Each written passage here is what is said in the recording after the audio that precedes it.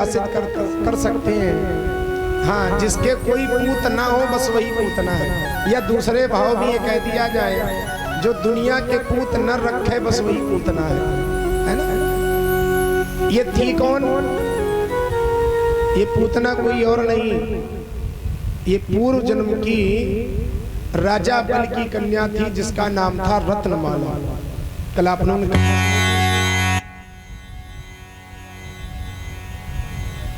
लोगों ने कथा श्रवण की थी। जिस समय वामन भगवान राजा बलि की यज्ञशाला में पहुंचे, वहीं पर रत्नमाला खड़ी हुई थी। जब सुंदर वामन स्वरूप को देखा, हृदय में विचार आया, कितना अद्भुत स्वरूप है बालक का। अगर ऐसा मेरा बालक होता, ऐसा मेरा लाला होता, तो उसको अपनी गोद में लेकर के अपना स्तनपान कराती। भगवान ने कहा तथास्तु। और जो ही भगवान ने विराट स्वरूप बनाया, 2 पग में ही सारा कुछ नाप लिया राजा बलि। भक्तों को हम व्यास भगवान ने कहा तुम्हारी दोनों सरकार पूर्ण करूंगा। सारा संसार है जगना है भगवान ने उसका विष पान किया। विष पान करने के बाद में उसका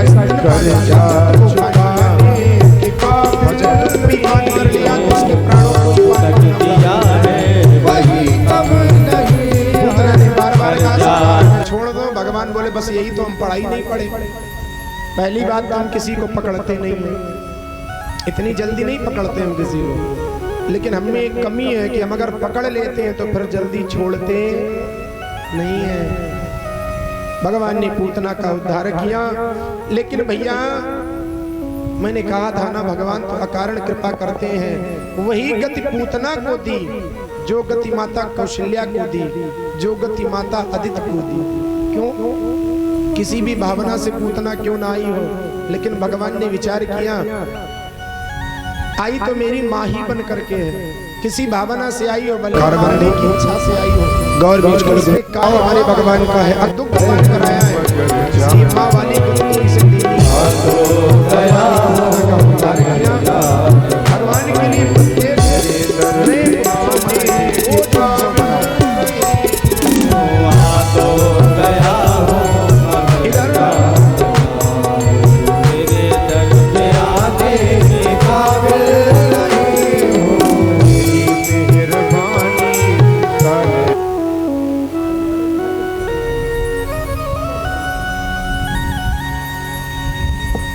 बोलिए भक्तवत्सल भगवान की जय हो। बालक हमसे कह करके गया, हम जा रहे हैं, ये वाली कथा बाबा को सुना देना। अब जहां भी बाबा हो ध्यान से सुने। नाती कह के जा रहा है कि ये वाली कथा बाबा को सुना देना। इधर कैलाश शिखर पर बैठे हुए भोले बाबा मैया पार्वती से कहते हैं, देवी आज मैं तुम्हें अपनी एक चोरी बताने जा रहा हूँ। मैया पार्वती चौंक गई। बाबा आप भी चोरी करते हो? आप तो दुनिया को देने वाले हो, भला आप क्यों चोरी करते हो? भोले बाबा ने कहा, देवी मैं किसी की धन दौलत नहीं चुराता हूँ। फिर मैं केवल एक बार चोरी करता हूँ। कब? जब जब भगवान इस धराधाम पर आते हैं, तब तब मैं चोरी करने के लिए जाता हूँ। और एक कहूँ निज चोरी,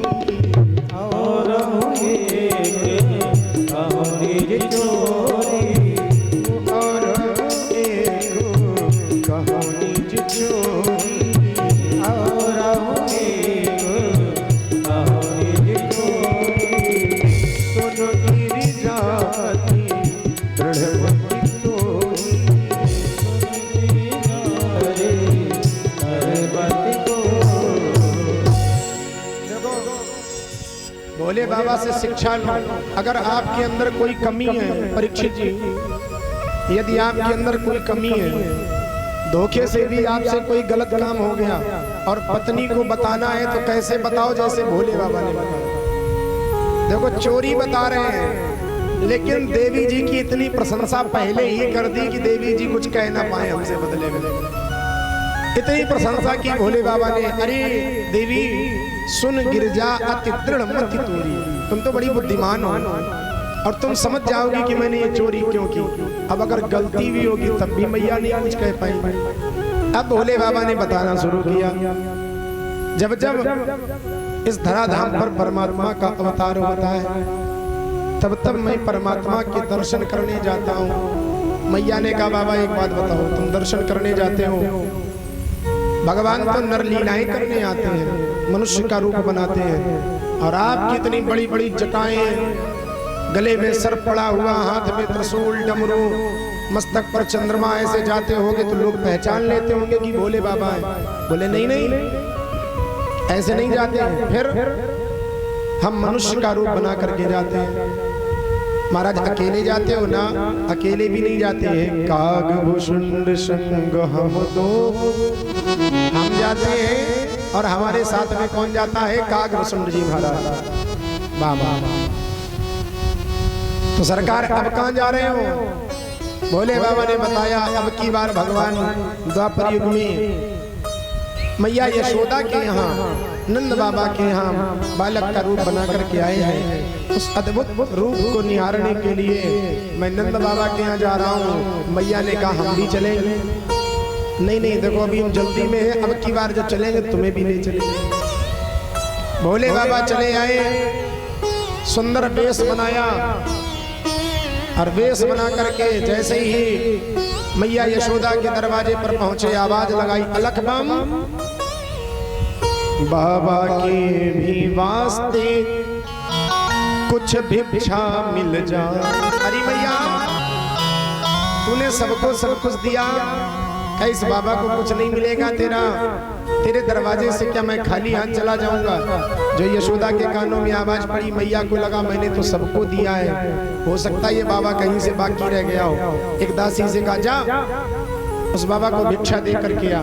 सुंदर भोजन की थाल, उसमें स्वर्ण मुद्राएं रखी और थाल लेकर के जो ही दासी दरवाजे पर पहुंची, बाबा ने देखा दासी आई है, बाबा लो भिक्षा। बाबा ने ऐसी फटकार लगाई, अरे तू मुझे भिक्षा देने आई है? मैं कोई साधारण बाबा नहीं हूँ, मैं दास दासियों के हाथ की भिक्षा नहीं लेता हूँ। जाओ यशोदा से कहो जाकर के अपने हाथों से भिक्षा दे। अब जिन पैरों से दासी गई थी उन्हीं पैरों से वापस भाग खड़ी हुई। बड़ा विचित्र बाबा है, ऐसे अकड़ के बोल रहा जैसे दुनिया भर का राजा हो, बना भिखारी घूम रहा है। यशोदा मैया को बताया जाकर के, मैया बड़ा विकट बाबा है, ऐसे अकड़ अकड़ करके बोल रहा जैसे भिखारी नहीं है, राजा हो, और कह रहा मैं दासियों के हाथ की भिक्षा नहीं लेता हूं। अगर भिक्षा देनी है तो यशोदा खुद चल करके आए। मैया यशोदा ने भोजन की थाली, स्वर्ण मुद्राएं और बढ़ाई, देवड़ी पर पहुंची। बाबा ये लो भिक्षा। जो थाल देखी, भोले बाबा ने कहा मैया मैया भोजन चाहिए नहीं, हम भूखे नहीं, हमें भोजन नहीं चाहिए, और धन की भी नहीं लालसा है। न मुझे भोजन चाहिए न मुझे धन चाहिए, फिर क्या चाहिए? तेरे लाला के दर्शन को बूढ़ी आंखों की आशा है। अरे मैया एक कृपा कर दे, अगर भिक्षा में देना है तो अपने लाला के दर्शन मोको करा दे। जो मैया ने सुना, मैया ने कहा बाबा शीशे में कभी अपना मुंह देखा? मैं 80 वर्ष की हो गई और तेरा रूप देख करके मुझे डर लग रहा है, और मेरा 4 दिन का लाला, उसकी क्या हालत होगी ये तुम भी नहीं जानते, मैं भी नहीं जानता हूँ। भिक्षा लेनी हो तो लो, नहीं तो यहाँ सीधे 9-2-11 हो। भोले बाबा बेचारे बहुत परेशान, इतनी दूर से चल करके आए हैं, लाला के दर्शन नहीं हुए, क्या करें क्या ना करें। भोले बाबा ने फिर एक योजना बनाई, मैया देख मैं सीधी तरह कह रहा हूँ, लाला के दर्शन करा दे। नहीं विचित्र बाबा हूँ मैं, मेरी झोली में एक ऐसा शंख है, यदि मैंने वो शंख फूंक दिया तो आसपास के जितने लाला होंगे वो सब बहरे हो जाएंगे। मैया को लगा रही राम राम, बाबा बड़ा विचित्र है, अगर कहीं शंख फूंक दिया मेरा लाला बहरा हो गया तो मैं क्या करूं, मेरा तो बुढ़ापा भी खराब हो जाएगा। एक लाला बुढ़ौती में हुआ और वो भी बहरा हो जाएगा। मैया ने कहा नहीं नहीं बाबा शंख मत फूंकना। अभी मैं लाला को लाई। मैया दौड़ करके गई, लाला को पालने से उठाया और हृदय पर पत्थर रख करके बार बार लाला का मुख चुम्बन किया। अपनी आंखें बंद कर ली, देवड़ी के अंदर खड़ी हो। देख बाबा देख ले लाला को, अब हो गए दर्शन, चल यहाँ से। भोले बाबा ने दर्शन तो किए लेकिन तृप्ति नहीं मिली, मन मार करके चल दिए। इधर मैया ने लाला को पालने में ला करके लिटा दिया। अब मन ही मन भोले बाबा मानो कहते चले जा रहे, वाह हरे प्रभु तेरी लीला, कहाँ कैलाश और कहाँ गोकुल। मैं कैलाश से पैदल चल करके गोकुल आ गया, लेकिन वाह हरे प्रभु तुम ये 2 कदम की डेवड़ी मार करके मेरे पास नहीं आ पाए। भगवान ने भी कहा चिंता मत करो बाबा, अभी तुमने हमारी लीला नहीं देखी। अब भगवान कन्हैया ने क्या किया, जोर जोर से रोना प्रारंभ कर दिया। मैया ने बहुत छुपाने का प्रयास किया, लाला चुप नहीं हो रहा। दुग्ध पान कराया, पालने में झुलाया, दासियों ने खिलाया, लेकिन लाला फिर भी शांत नहीं हुआ। अब मैया को लगा, हमें लगता वो बाबा ही कुछ करके चला गया। दासियों से कहा जाओ जल्दी ढूंढो जा करके, अभी कहीं ज्यादा दूर नहीं गया होगा। अब पीछे पीछे दासियां दौड़ करके गई। अभी तक भोले बाबा धीरे धीरे जा रहे थे, मन मारे हुए, लेकिन जो पीछे से दासियों ने आवाज लगाई, अरे ओ बाबा रुको जरा, तुम्हें मैया बुला रही है। जो भोले बाबा के कानों में आवाज पड़ी, तुरंत ही भोले बाबा ने अपनी चाल बढ़ा दी। क्यों, अब जाने का काम बन गया। भोले बाबा ने तुरंत ही अपनी चाल बढ़ा दी, अब तेज तेज भागने लगे। दासियां पीछे पीछे, अरे बाबा रुको तो सही, एक बार बात तो मेरी सुन ले। भोले बाबा रुक गए, क्या बात है, बात बताओ।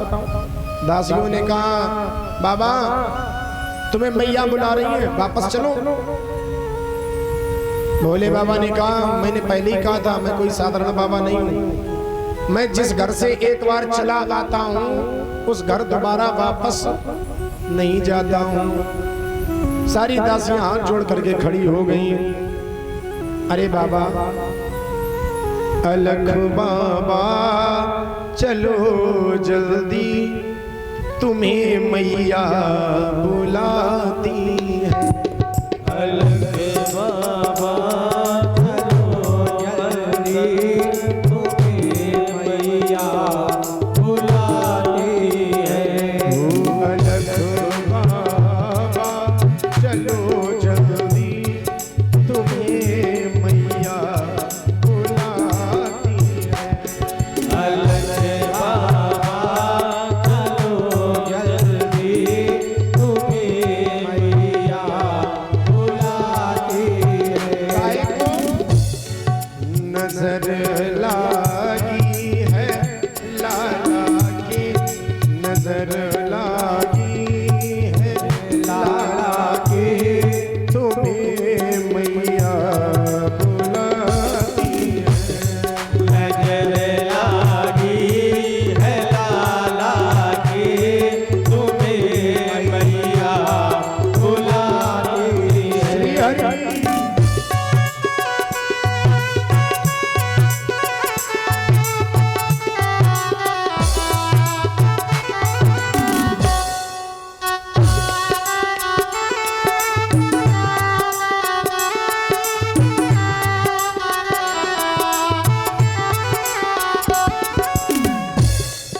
अलख बाबा चलो जल्दी, तुम्हें मैया बुलाती है। अलख बाबा चलो जल्दी, तुम्हें मैया बुलाती है। वो नजर लागी है लाला के, नजर लागी है लाला की, तुम्हें मैया बुलाती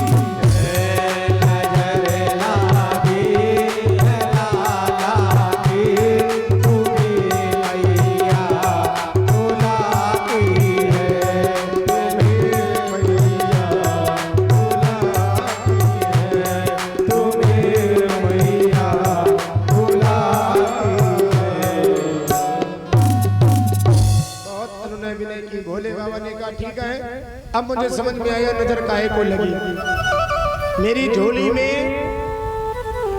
एक बबूत है और जिस लाला को मैं दे देता हूँ उसको फिर कभी जीवन में नजर नहीं लगती।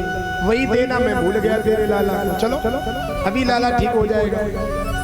अब भगवान भोलेनाथ दरवाजे पर खड़े हुए, ला मैया तेरे लाला को। अब मरती क्या न करती मैया हृदय पर पत्थर रखा, आंख बंद करके जैसे तैसे अपने लाला को भोले बाबा की गोद में डाल दिया। अब दोनों की बातें प्रारंभ हो गई। काहे बाबा कैसी रही? बाबा ने कहा कन्हैया नाटकी तुम भी कम नहीं, समझ गए? ऐसा नाटक किया, आखिर दर्शन दे ही दिए। लेकिन सरकार एक इच्छा और अधूरी रह गई। भगवान बोले वो क्या इच्छा? ये अधूरी रह गई, इतनी दूर से चल कर के आए हैं, आप हमारे इष्ट हो और अगर हमने आपको प्रणाम नहीं किया तो फिर बात बनेगी नहीं। अगर सबके सामने प्रणाम किया तो आपकी कहानी बिगड़ जाएगी और अगर प्रणाम नहीं किया तो हमारी कहानी बिगड़ जाएगी। बड़ा धर्म संकट है। भगवान ने मानो मन ही मन कहा बाबा ये इतनी बड़ी बड़ी जटाएं रखाई किस दिन के लिए, कब काम आएंगे, इनका सदुपयोग कर लो। भोले बाबा ने कहा ठीक है मैया, तेरे लाला को एक मंत्र देना है और मंत्र हमेशा चुपचाप दिया जाता है, किसी को दिखा के नहीं दिया जाता। इसलिए तेरे लाला को ऐसा मंत्र दूंगा जीवन में कभी इस लाला को नजर नहीं लगेगी। भोले बाबा ने अपनी जटाओं को आगे किया, लाला को ढक लिया और भगवान के चरणों को स्पर्श किया, बार बार मुखचुम्बन किया, यशोदा की गोद में लाला को डाल दिया। मैया जा, मेरा आशीर्वाद है, आज के बाद तेरे लाला को कभी नजर नहीं लगेगी। नजर को नजर लग जाएगी लेकिन तेरे लाला को नजर नहीं लगेगी। और भोले बाबा भगवान को वहां से प्रणाम करके कैलाश धाम की यात्रा करते हैं। बोलो भक्तवत्सल भगवान की जय हो। भगवान के लिए तो रोज उत्सव मनाइए, प्रतिदिन उत्सव मनाओ, कोई समस्या नहीं है। एक दिन की बात, मैया ने अपने लाला को स्नान कराया और स्नान करा के सुंदर पालनी में लिटा दिया। जय ही पालनी में लिटाया, मैया की अचानक दृष्टि पड़ी, लाला ने थोड़ा सा बल लगाया और जैसे ही थोड़ा सा बल लगाया तो लाला ने करवट ली। अब मैया की खुशी का ठिकाना नहीं, मेरा लाला तो बड़ा हो गया, मेरे लाला ने करवट ले ली। अब मैया पागल हुई है, तुरंत नाई को बुलाया, जी नाई पूरे ब्रज में बुलौआ लगवा दे, लाला के करवट बदलने का बुलौआ। अब गोपियों को क्या पड़ी, सब गोपियां तैयार होके बढ़िया 84 गज का लहंगा पहन के एक एक ढोलक लेकर के सब मैया यशोदा के आंगन में। इधर मैया ने लाला को दुग्धपान कराया, पालने में लिटाया, तब तक लाला सो गया। अब जैसे ही लाला सोया गोपियां आ गई, गोपियों ने कहा चल बुलौआ शुरू हो जाए। मैया ने कहा देख बड़ी मुश्किल से लाला सोया, ऐसा कर आज बुलौआ रहने दे। गोपियों का नहीं नहीं नहीं ये सब नहीं होगा, अब हम लोग सज धज करके आ गई हैं, जब तक 2 4 6 गाना बजाना नहीं हो जाएंगे तब तक हम जाने वाली नहीं है। यशोदा बोली देख ऐसा कर जो तुझे चाहिए हो, गुलगुला बतासा वो ले जा, लेकिन आज गाना बजाना मत कर, बड़ा मुश्किल से लाला सोया है। सो गोपियां बोली तेरे ही लाला एक अनोखा है, लाला तो सबके सोते हैं, अरे लाला की कहीं व्यवस्था कर दे। यशोदा ने कहा तो फिर ठीक है रुको जरा। लाला के पालने को उठाया और आप लोगों ने देखा होगा गांव में पहले हम तो बैलगाड़ी चलती नहीं, पहले चलती थी। तो बरसात में जब बैलगाड़ी का कोई काम नहीं होता था तो उसके पहियों को निकाल करके उसको ऊपर टांग दिया जाता था सुरक्षित। उसी गाड़ी में ले जा करके लाला के पालने को मैया ने लटका दिया और आंगन में बुलौआ शुरू हो गया। जैसे ही बुलौआ शुरू हो गया, ढोलक बजी, गाना बजाना हुआ, लाला की नींद खुल गई। जैसे ही लाला की नींद खुली, भगवान ने सोचा लो हमारी खुशी के लिए बुलौआ हो रहा है, हमारा कोई अता पता नहीं, हम कहाँ हैं कहाँ नहीं है, हमसे किसी को कोई मतलब नहीं। ढोलक बज रही, गाना बजाना हो रहा। तो अब बालकों का बल क्या होता है, बाला नाम रोदनम बल। बालकों का सबसे बड़ा बल होता है रोना। छोटा सा बालक होता कुछ नहीं बोलता, केवल रोता है। और रो कर के ही अपने सारे काम करवा लेता है। भूख लगी हो तो रोएगा, प्यास लगी हो तो रोएगा, खिलौना चाहिए तो रोएगा, कोई कष्ट है तो रोएगा, और रो कर के ही लाला अपने सारे काम करवा लेता। भगवान ने जोर जोर से रोना शुरू कर दिया। लेकिन परीक्षित जी, जब माताओं का बुलौआ हो तो फिर रोए चाहे दुनिया में आग लगे, उन्हें किसी से लेना देना नहीं। भाषणोद वैरुदितम, भागवत में प्रमाण है, मैं नहीं कह रहा हूं। भगवान का रोना किसी ने नहीं सुना। भगवान को लगा लो हो गए हमारे लिए बुलौआ, हम रोए जा रहे हैं, गला फाड़ फाड़ के चिल्ला रहे हैं, किसी को कोई मतलब नहीं। कंस का भेजा हुआ सट्टासुर नाम का दैत्य आया। भगवान ने इधर देखा उधर देखा, कोई नहीं दिखाई पड़ा। ऐसा झटका मारा, ऐसा झटका मारा, गाड़ी उड़ी और उड़कर के महल के बाहर धड़ाम से गिरी। जो आवाज हुई तुरंत ही बुलौआ बंद हो गया। मैया दौड़ी दौड़ी गई, उधर से ग्वाला सब भागे भागे। अरे मैया देख, महल के बाहर बहुत बड़ा राक्षस मरा पड़ा है। मैया जोई गई, बहुत बड़ा राक्षस मरा पड़ा। देखा लाला कहाँ है, लाला पालने में चुपचाप लेटा आया। आज तो मेरा लाला बच ही गया। मैया ने ले जाकर के गौमूत्र से स्नान कराया, लाला की नजर जाड़ी और फिर से लाला को पालने में लिटा दिया। धीरे धीरे समय चक्र और बढ़ता है, लाला थोड़ा और बड़ा होता है। जब थोड़ा और बड़ा हुआ तो माताओं की एक आदत होती है, जब छोटा बालक होता है तो उसको उछाल उछाल करके खिलाती है। और जब उछालती हैं हमेशा उनके मुंह से ही निकलता, देखो कितना हल्का है।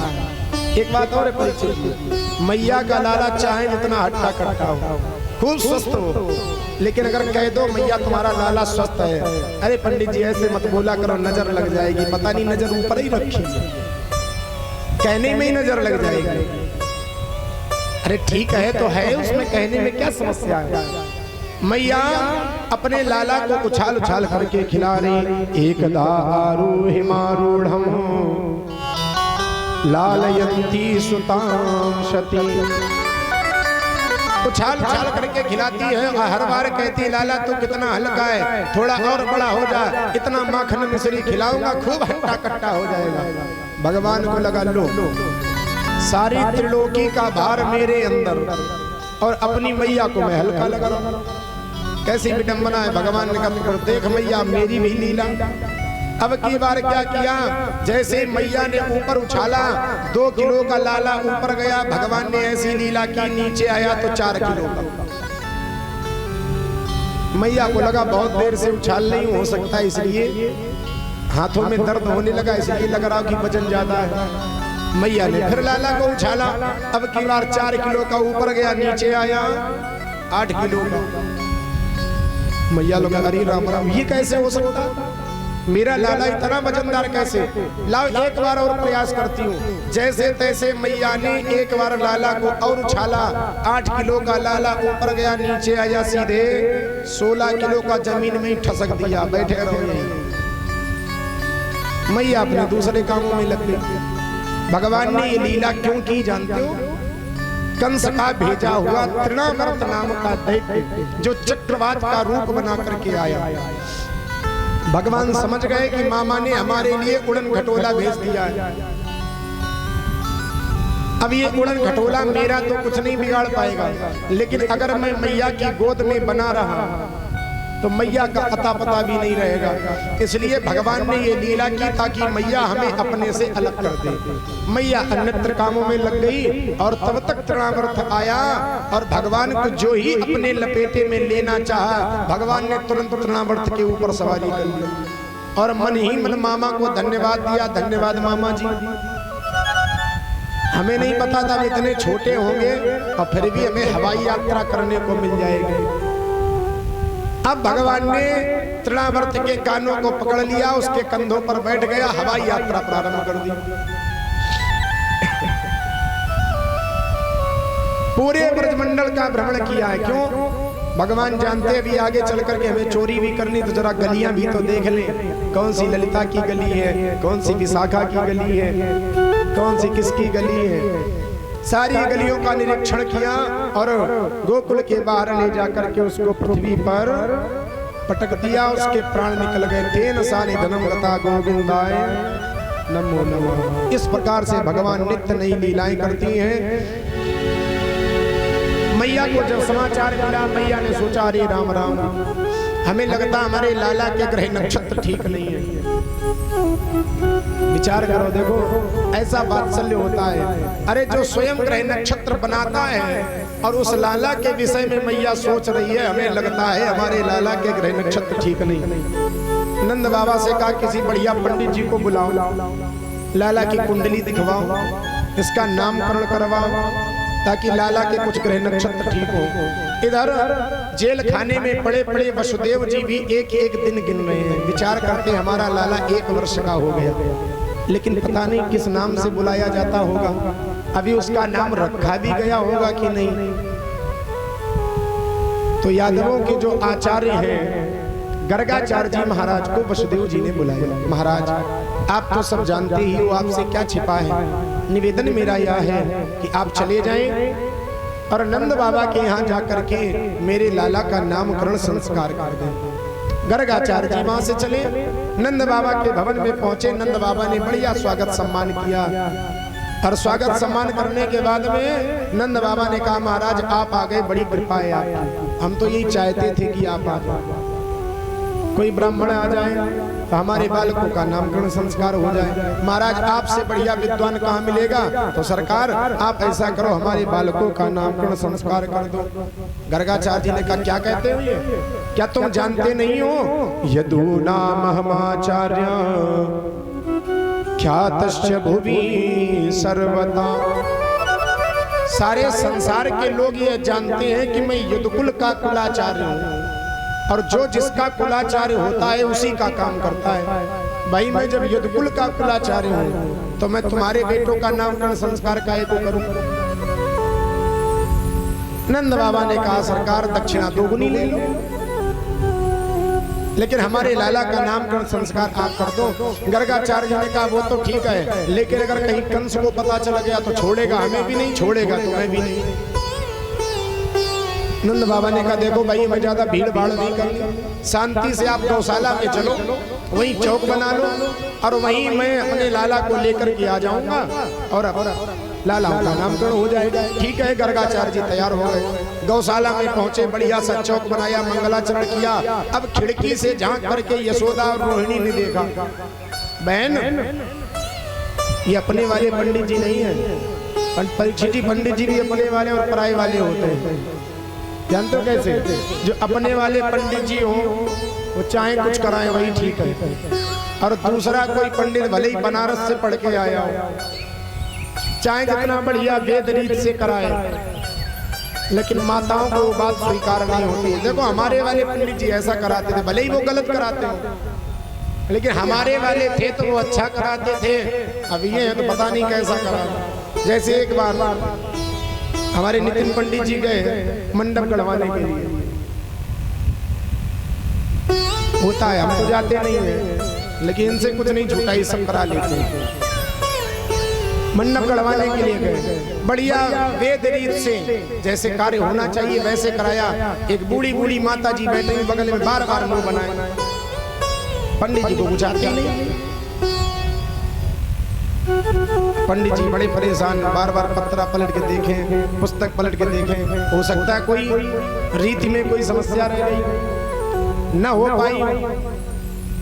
फिर से पत्रा पलटा, फिर पुस्तक पलटी, माता जी बार बार मुना, पंडित जी को कुछ आते ही नहीं। आखिर में विवश होकर के पंडित जी को पूछना ही पड़ा, मैया एक बात बताओ, जो वेद रीति है उसके अनुसार मैंने सब करा दिया, अब आप हमें बताओ जरा हमारे इस कर्म कांड में कौन सी कमी रह गई। सो मैया तुरंत ही बोली, हमारे यहाँ की प्रथा है जब मंडप गढ़वाया जाता है तो एक झबई, झबई जानते हो आपके यहाँ क्या बोला जाता है, डलिया, हाँ, उसी को ढका जाता है। अब इन्होंने पूरी पुस्तक पलट करके देखी कि देखें झबई वाला प्रसंग कहाँ है, तो पूरी पुस्तक में कई प्रसंग नहीं मिला।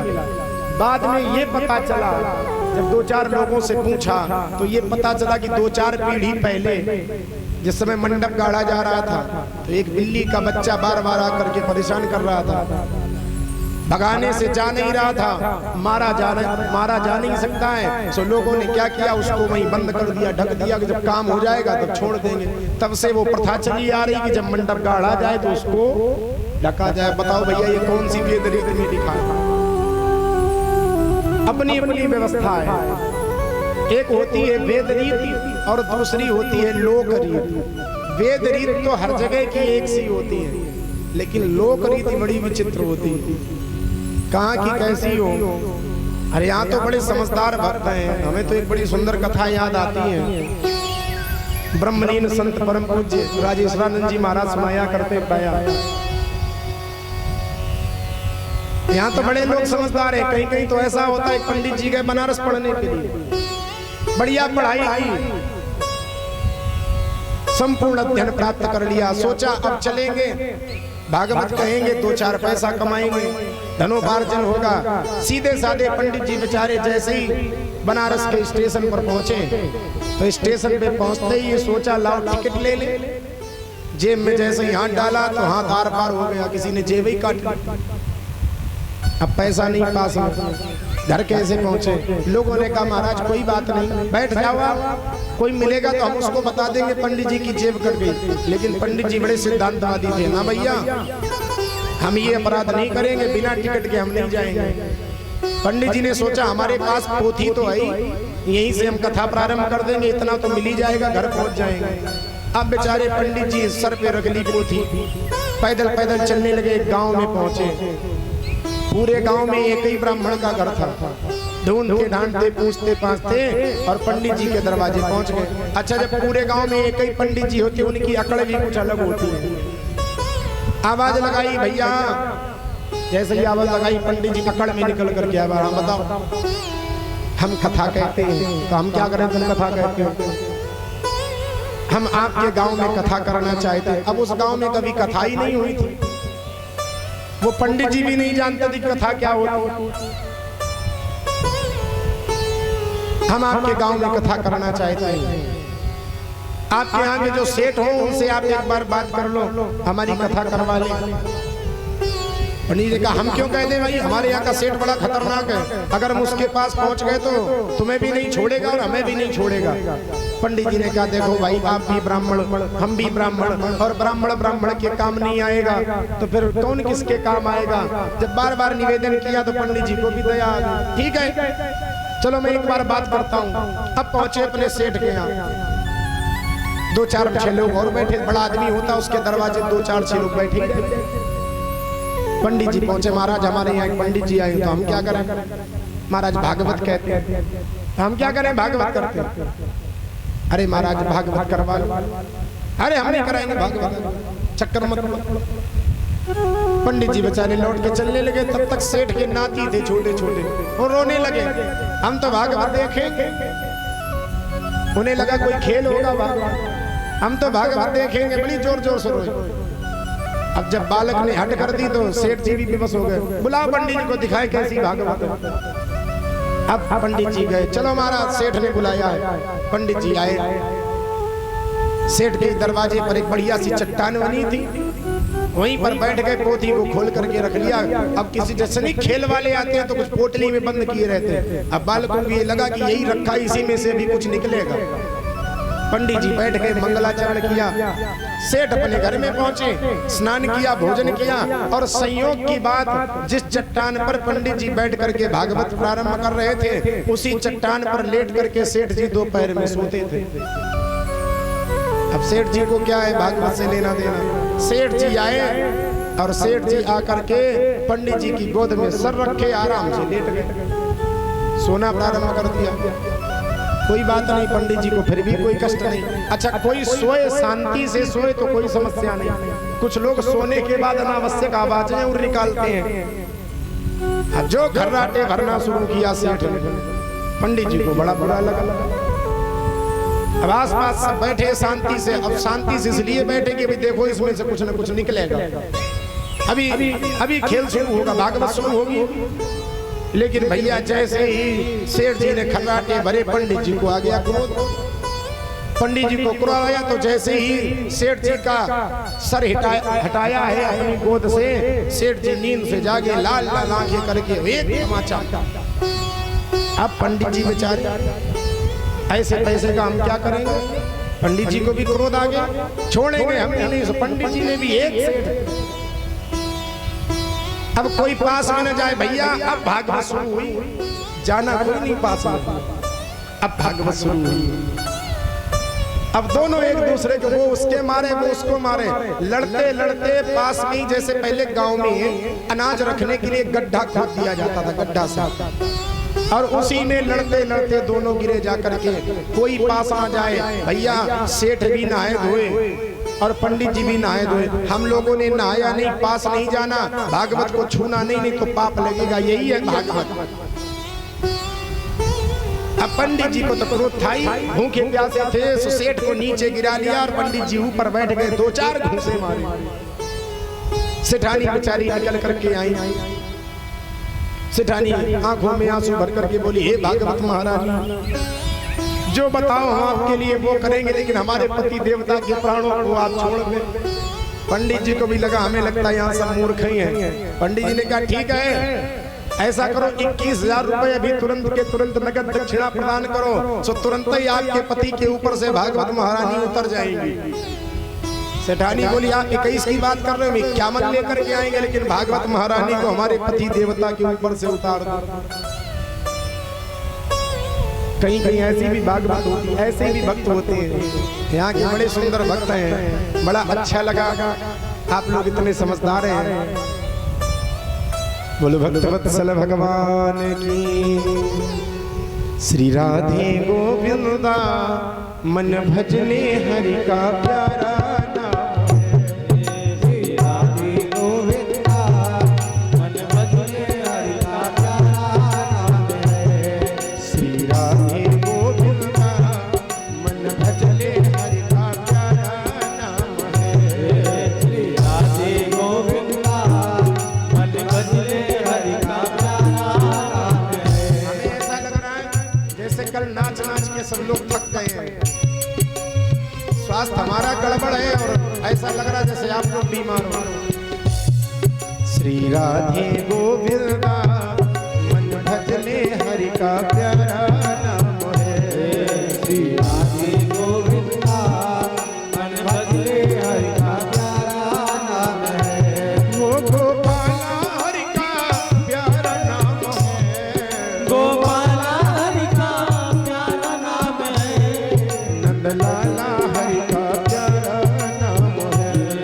नंदलाला हरि का प्यारा नाम है।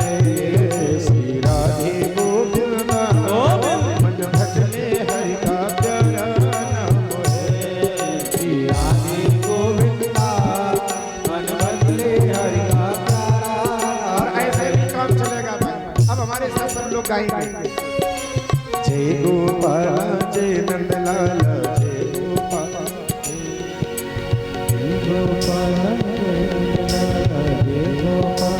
थोड़ा और जोर लगाओ, जय गोपाल जय नंदलाल जय गोपाल जय नंदलाल जय गोपाल। पीछे वाले भैया जो तखत पे भक्त अपना काट रहे हैं, ये तख्त वाले भी थोड़ा बोले, श्री राधे गोविंदा मन भजने हरि का प्यारा नाम है। श्री राधे गोविंदा मन भजने हरि का प्यारा। अच्छा ये बताओ, भगवान के नाम पर विश्वास किनको है? इतने लोगों को है। अब जरा नीचे कर ले विश्वास वाले, अब जिनको नहीं है वो हाथ उठाए। पीछे एक मैया हाथ उठाए, उनको विश्वास नहीं है। अच्छा चलो, जिनको विश्वास नहीं उनके लिए हम छोटी सी कथा सुनाई देते हैं। जिस समय राम जी ने समुद्र पर पुल बनाया, ये सूचना रावण जी को बताई गई। सैनिकों ने कहा, महाराज वनवासी के नाम पर पत्थर पानी में तैर गए, आप तो लंका के राजा हो, क्या आप पत्थर नहीं तैरा सकते? रावण के जीवन की विशेषता रही कि रावण ने अपने जीवन में कभी हार नहीं मानी, ना नहीं सीखा, ये नहीं होगा। रावण ने कहा, इसमें कौन सी बड़ी बात है, चलो मेरे साथ। अब सैनिकों को लिया और पहुंच गया समुद्र के किनारे, पत्थर को उठाया और पत्थर को उठा करके जैसे ही पत्थर समुद्र में डाला तो पत्थर क्या हुआ, तैरने लगा। सब लोग डूबा नहीं, तैरने लगा। सच्चाई है, सब आश्चर्य में, सब दंग रह गए। इतना बड़ा पापी रावण, इतना अत्याचारी रावण, और इसके हाथ से पत्थर तैरने लगा, कैसे? लेकिन रावण तो रावण, रावण से कौन पूछे भाई कैसे हो गया। लेकिन व्यक्ति चाहे जितना बलवान हो, जब घर में जाता तो सीधा ही बन के जाता। जैसे ही अपने घर में पहुंचा, महलों में, मंदोदरी ने पूछा, क्यों महाराज, हमने ये सुना है कि आपके हाथ से पत्थर पानी में तैर गया। देवी, सुना तो बिल्कुल ठीक है, सुना तो ठीक है, लेकिन बताओ ये सब हुआ कैसे? हमें लग रहा दाल में कुछ काला। रावण बोला, देख जब तू जान ही गई है तो मैं तुझे बताए देता हूँ, दाल में काला नहीं, पूरी दाल ही काली है। कैसे? देख, तू तो जानती मैं इतना पापी हूँ, इतना अत्याचारी हूँ, मेरे हाथों से पत्थर तो पत्थर रहा, एक तिनका तक नहीं तैरने वाला। तो फिर ये पत्थर कैसे तैरा? बता रहा हूँ। जब मैंने पत्थर को उठाया और पत्थर को उठा करके जैसे ही समुद्र में डालने का प्रयास किया, अब सबके सामने इज्जत तो बचानी थी। मैंने तुरंत पत्थर से कहा, है पत्थर, तुझे राम जी की सौगंध है जो तू ना तैरे। और जैसे ही राम जी की सौगंध थी तो राम जी की सौगंध के कारण पत्थर पानी में तैरने लगा। ये है भगवान के नाम का प्रभाव। जय गोपाला जय नंदलाला, जय गोपाला जय नंदलाला, जय गोपाला जय नंदलाला, जय गोपाला जय नंदलाला। श्री राधे गोविंदा भजले हरि का प्यारा नाम है। श्री राधे गोविंदा जन भजले हरि का प्यारा नाम है।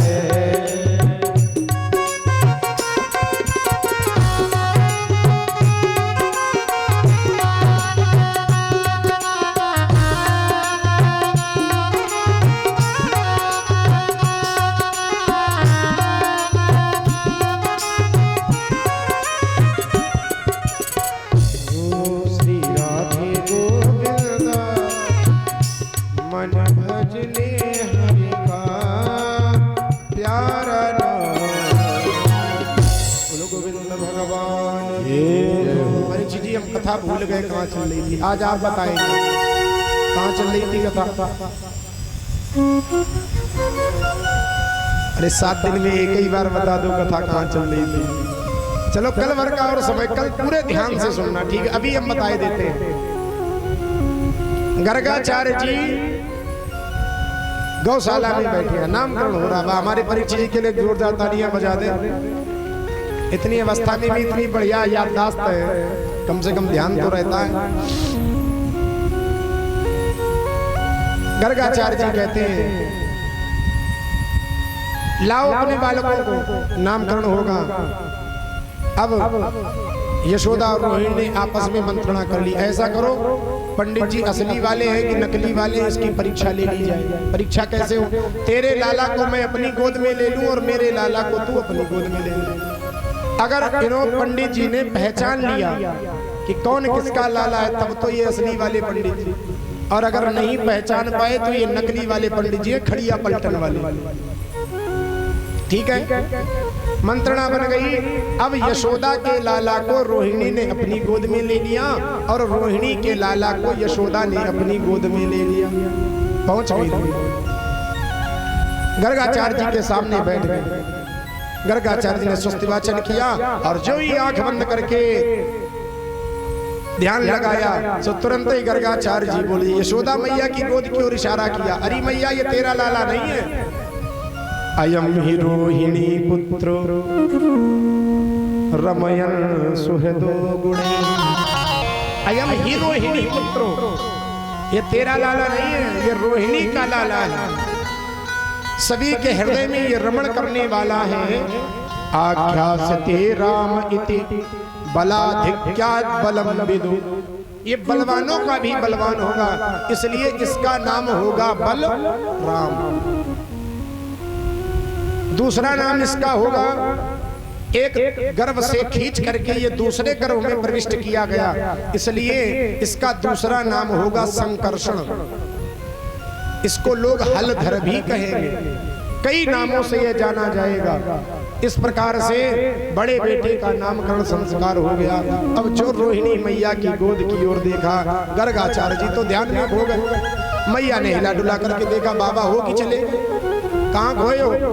अरे लाला का नाम बताओ। सो गर्गाचार्य जी तुरंत ही बोले, यह जन्मे वसु देव के धामा, यह जन्मे वसुदेव के धामा, यह जन्मे वसुदेव के धामा, यह जन्मे वसुदेव के धामा, तेहि के वासुदेव है नामा, तेहि के वासुदेव है नामा, तेहि के वासुदेव है नामा। इन्होंने वसुदेव के घर में अवतार लिया है, इस कारण से इनका नाम होगा वासुदेव। नंद बाबा उठ करके खड़े हो गए, महाराज एक बात बताओ, दक्षिणा हम देंगे कि वसुदेव?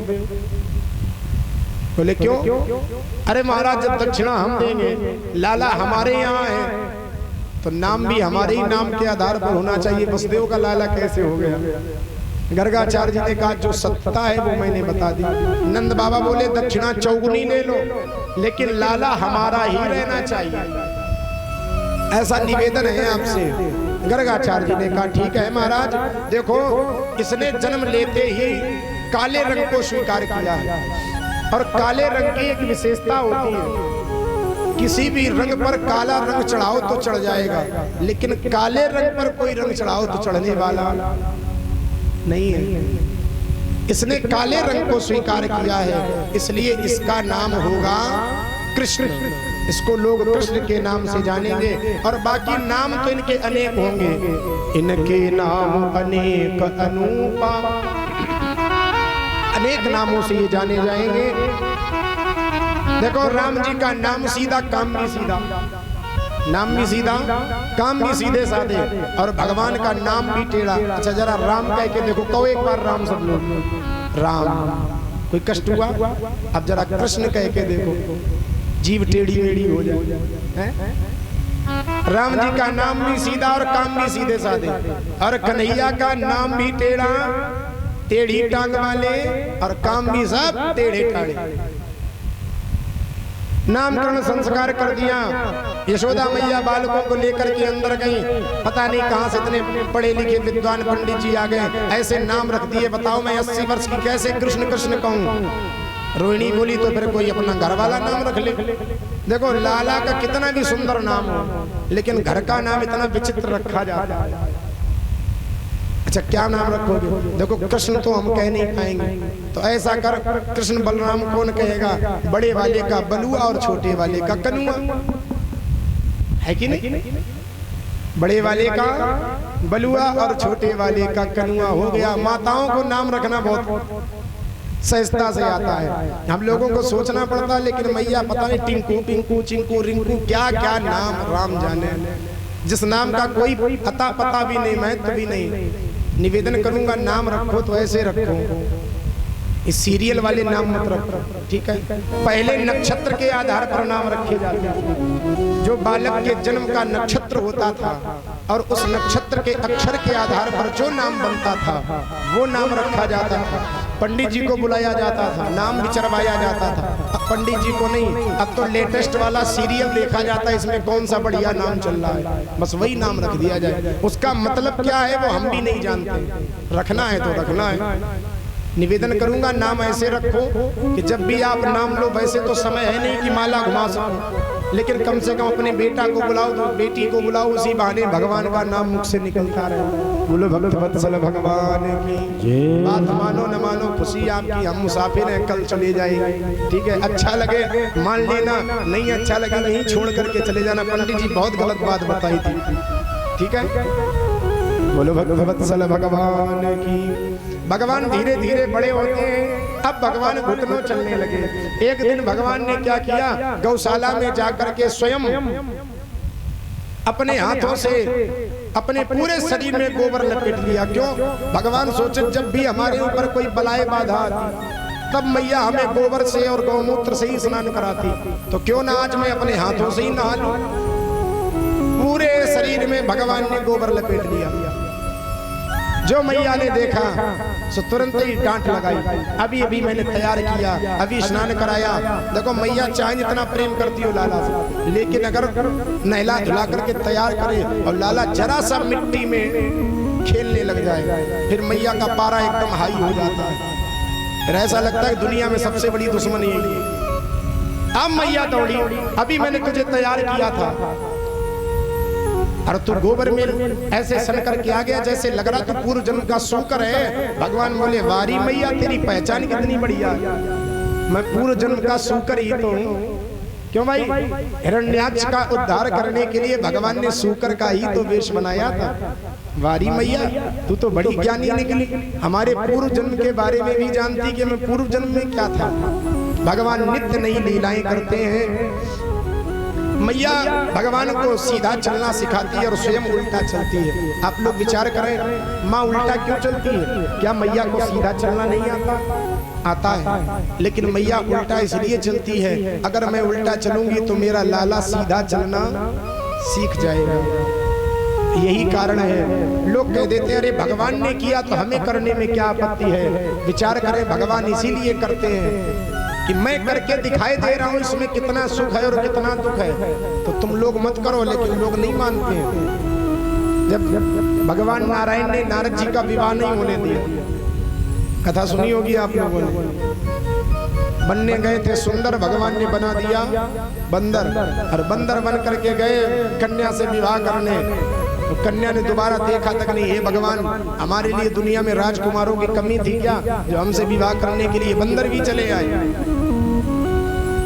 और भगवान नारायण ने ही दूसरा वेश बना करके वहां जाकर के कन्या के साथ में विवाह कर लिया। जब नारद जी को पता चला, इतने क्रोध में भर गए, भगवान को साप दे दिया, अरे महाराज पर संपदा सको नहीं देखी, तुमने ईर्षा कपट भी सीखी, तुम बड़ी ईर्ष्यालु हो, दूसरे की भलाई तुम नहीं देख सकते हो। अरे हमारा विवाह हो जाने देते तो क्या बिगड़ जाता, अपना तो कर लिया और एक से मन नहीं भरा तो दूसरा भी कर लिया, हमारा एक तक नहीं होने दिया। महाराज उसका एक कारण है ना, जब कोई सामर्थ्यवान व्यक्ति होता है उससे कोई कुछ कह नहीं पाता है, और तुम तो परम स्वतंत्र न सिर पर कोई, तुम तो परम स्वतंत्र हो, तुम्हारे ऊपर तो कोई है नहीं कुछ कहने वाला, इसलिए जो मन में आएगा वो करोगे। भगवान कुछ नहीं बोले, भगवान ने साप को स्वीकार कर लिया। और जब रामावतार में राघवेंद्र सरकार आए, सीता जी का हरण हो गया, वन वन घूम रहे, भटक रहे, रो रहे, सीता जी को ढूंढ रहे, तब नारद जी वीणा लेकर के आ गए मुस्कुराते हुए, काहे महाराज हमें नहीं करने दिया, अब तुम काहे को ढूंढ रहे हो? भगवान बोले नारद बस इसीलिए तो नहीं करने दिया था, और मैं इसलिए ढूंढ रहा हूं ताकि तुम्हें ये विश्वास हो जाए कि नारी के चक्कर में पड़ करके क्या दुर्दशा होती है। आप लोग बुरा नहीं मानना, यहाँ की बात नहीं, कि भगवान कह रहे हैं, इसीलिए मैंने तुम्हें इस चक्कर में नहीं पड़ने दिया कि तुम हो ब्रह्मचारी, और ब्रह्मचारी अगर नारी के चक्कर में पड़ जाएगा तो बताओ साधारण लोगों की हालत क्या होगी। इसलिए नारद मैंने तुम्हें विवाह नहीं करने दिया, और मैंने इसीलिए किया ताकि तुम्हें दिखा दूं कि मैंने विवाह किया। देख लो जंगल जंगल भटक रहे, इससे पूछ रहे उससे पूछ रहे। इसलिए भगवान जो करते हैं वो अच्छा ही करते। कवियों का बड़ा सुंदर भाव है, ईश्वर जो करता है अच्छा ही करता है, ईश्वर जो करता है अच्छा ही करता है। वो मानव तू परिवर्तन से काहे को डरता है, वो मानव तो परिवर्तन से काहे को डरता है, वो मानव तू परिवर्तन से काहे को डरता है।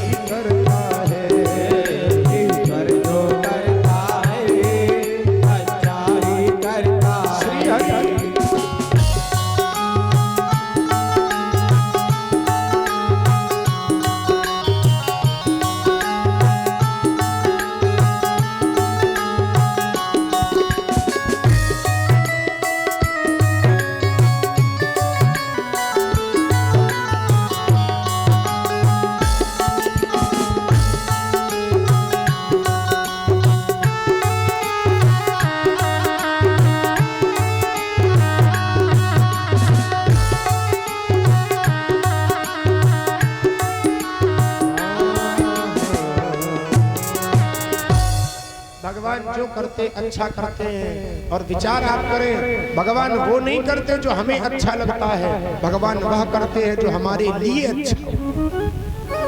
पिता अपने पुत्र के लिए सदैव वह करता है जो उसके लिए अच्छा होता है। उसको अच्छा लगे या ना लगे उससे मतलब नहीं है। हमें अच्छा लगना और हमारे लिए अच्छा होना, दोनों में बड़ा अंतर है। जैसे माँ होती है ना, माँ अपने बेटी का पालन पोषण करती है, लेकिन मान लो अगर बेटे को फोड़ा हो जाए, माँ डॉक्टर के पास लेकर के जाती है, डॉक्टर दवाई देता है, और माँ जब उस दवाई को अपने बेटे को पिलाती है तो बेटा रोता है। क्या माँ को कष्ट नहीं होता? माँ को भी कष्ट होता है। लेकिन जदपि प्रथम दुख पावई रोवहि बाल अधीर, व्याधि नाश हित जननी गणत न सो शिशु पीर। जब मैया मुख खोल करके कड़वी कड़वी दवाई लाला के मुख में डालता, लाला ऐसा रोता है, मैया को भी कष्ट होता है। लेकिन माँ उस कष्ट को भूल जाती है। जानते हो क्यों? अगर मैंने इसको दवा नहीं पिलाई तो मेरे लाला का रोग दूर नहीं होगा। तो अपने लाला को निरोगी बनाने के लिए लाला रोता रहता है, माँ उस कष्ट को सहन कर जाती है। ऐसे ही भगवान अपने भक्त का उद्धार करने के लिए नाना प्रकार की परीक्षाएं लेता है, भक्तों को कष्ट देता है। भक्तों को लगता भगवान ने मेरे साथ बड़ा गलत किया, लेकिन प्यारे भगवान ने गलत नहीं किया है। कहीं ना कहीं उसमें उसकी अच्छाई छिपी है, आप उसको नहीं देख पा रहे हो। भगवान कभी हमारे साथ गलत कर ही नहीं सकते। क्या एक पिता ये चाहेगा मैं अपने पुत्र का अहित करूं? कभी नहीं। तो फिर भगवान की तो हम सब संतान हैं, भगवान कैसे हम लोगों के साथ गलत करेंगे? ये हम लोगों की भूल है, समझ नहीं पाते तो गलत समझ लेते हैं। एक बड़ी विडंबना है, जब तक अच्छा अच्छा होता रहता है सीना ठोक के कहते हैं मैंने किया, मैंने। खेत में बढ़िया फसल हो गई, भैया मैंने बड़ा परिश्रम किया, बहुत लागत लगाई, तब कहीं जाकर के ये फसल तैयार हुई। और यदि कहीं धोखे से फसल बिगड़ गई, भैया क्या बताएं, भगवान को यही स्वीकार था। मैंने अच्छा अच्छा जो कर रहे हो वो तुम कर रहे हो, बुरा बुरा भगवान। भैया भगवान बुरा नहीं करते हैं। भगवान तो जब करना चाहे तो ऐसा कर देते हैं, राजा को रंग और रंग को राजा बनाते देर नहीं लगती। एक फकीर गया राजा के दरबार में, मिलेगा कुछ परमात्मा के नाम पर। राजा बड़ा नास्तिक था, अगर तूने मेरे नाम से मांगा होता तो जो चाहता वो दे देता। क्या है तेरा भगवान? क्या कर सकता है तेरा भगवान? फकीर को बड़ा बुरा लगा, महाराज आपको नहीं देना था कोई बात नहीं, मेरे भगवान को गालियां क्यों दे रहे हो? राजा और क्रोध में बोला, अरे दूंगा गालियां भगवान को, बता बता तेरा भगवान क्या कर सकता है? फकीर को भी क्रोध आ गया। तो महाराज जानना चाहते हो मेरा भगवान क्या कर सकता है? हाँ हाँ बता। ऐसे नहीं बताऊंगा। फिर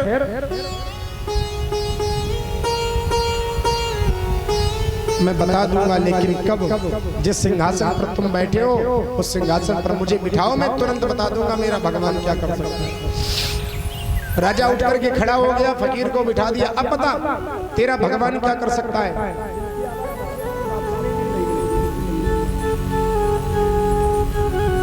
अब बता तेरा भगवान क्या कर सकता है? फकीर बोला, महाराज ऐसे थोड़े बताऊंगा मेरा भगवान क्या कर सकता है। फिर तेरे सर पर जो मुकुट है ये मुकुट उतार करके मेरे सर पर रख दे, मैं तुरंत बता दूंगा मेरा भगवान क्या कर सकता है।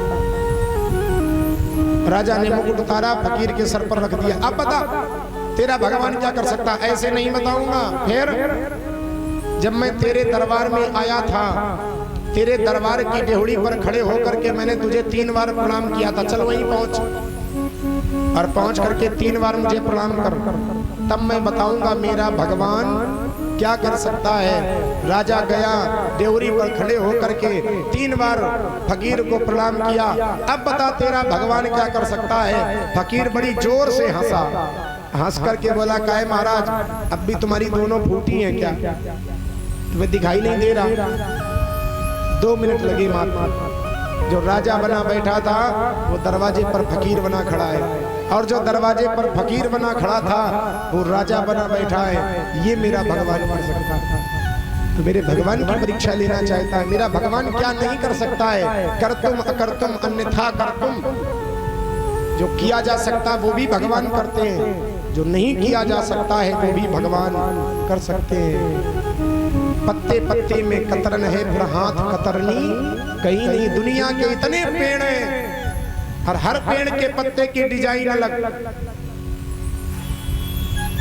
कहीं भगवान के हाथ में कतरनी देखिए। इतने लोगों को भगवान ने बना दिया, हर व्यक्ति के चेहरे अलग, बाकी सब वही, 2 कान, 1 नाक, 2 आंखें, 1 मुंह, सबको दिया है, लेकिन हर व्यक्ति के चेहरे की बनावट अलग, कोई फोटोकॉपी नहीं। ये है हमारे प्रभु की महिमा। भगवान जो चाहे वो कर सकते हैं। भगवान धीरे धीरे और बड़े हुए। अब तो गोपियां भगवान के दर्शन करने आती हैं और ऐसा मन में सोचती हैं, काश कन्हैया मेरे घर में भी माखन का भोग लगाने आए। भगवान ने सोचा गोपियों का मन है तो इनका भी मनोरथ पूर्ण किया जाए, लेकिन पूर्ण कैसे हो। एक दिन भगवान बैठे बैठे विचार करते, सारे ग्वाल वालों को इकट्ठा किया, भैया इधर आओ। सब आ गए, चलो आज हम लोग कुछ नया खेल खेलेंगे। ठीक है कन्हैया, खेलो। कौन सा खेल खेलोगे? बोले आज हम लोग चोरी चोरी खेलेंगे। तो सारे ग्वाल वाल बोले दारी के कोई ढंग का काम नहीं बता भाई, चोरी करके सिखा। कन्हैया बोले भाई हम कौन सा रुपया पैसा की चोरी बता रहे हैं। फिर कहे की चोरी, हम लोग माखन मिश्री की चोरी करेंगे। अरे जरा श्रीदामा को तो देख, घर में इतना माखन होता है, देखो कैसे 1.5 हड्डी का है। श्रीदामा बोला भैया क्या करूं, माखन तो मेरे भी घर में होता है, लेकिन सारा माखन मेरी मैया मथुरा के बाजार में जाकर के बेच आती। भगवान बोले अच्छा, गाय की सेवा करने के लिए हम ग्वाला और माखन खावे के लिए मथुरा के लाला, ऐसा तो नहीं होगा। अगर सेवा हम लोग गाय की करेंगे तो फिर माखन भी हम ही लोग खाएंगे। अच्छा ठीक है लाला, तो फिर ऐसा कर, कैसे चोरी की जाए, हमने तो कभी चोरी की नहीं, सिखाएगा कौन? भगवान बोले देखो सिखाएंगे बाद में, चोरी अगर करना है तो सबसे पहले अपने अपने घर से ही शुरू करो। आज सब लोग जाओ अपने अपने घर में चोरी करना, और कल हमसे मिलना करके फिर बताना कौन सफल रहा कौन असफल रहा। सारे ग्वाल बाल अपने अपने घरों में गए, सबने अपने अपने घर में हाथ साफ किए। कुछ तो सफल हो गए, कुछ विफल हो गए, और कुछ की मैया ने पकड़ लिया तो ऐसी पिटाई लगाई, छठी का दूध याद आ गया। अब सब इकट्ठे हुए, भैया कन्हैया एक बोला जीवन में कान पकड़ लिए, सब कुछ करूंगा लेकिन चोरी नहीं करूंगा। भगवान बोले काहे? अरे जीवन में पहली बार चोरी की, मैया ने पकड़ लिया, ऐसी मार लगाई, ऐसी मार लगाई, छठी का दूध याद आ गया, पुरखे याद आ गए, हमारे जीवन में चोरी नहीं करता। भगवान बोले दादी के पहली बार चोरी करने गया, पकड़ा गया, तुझे चोरी करना आता ही नहीं।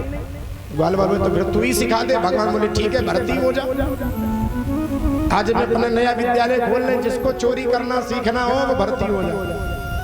अच्छा ठीक है कन्हैया, तो सर्वसम्मत से हम तुझे ही अपना सरदार मानते हैं, अब चल तू ही जो कहेगा वो हम लोग करेंगे। भगवान ने अपनी पूरी मंडली बना ली और मंडली का नाम रख दिया बाल गोपाल चौर विद्या प्रचार मंडल। क्या नाम रखा गया? बाल गोपाल चौर विद्या प्रचार मंडल। अब तो भैया घर घर में चोरी होने लगी, रोज चोरी होती है, नित्य नई शिकायतें आती हैं।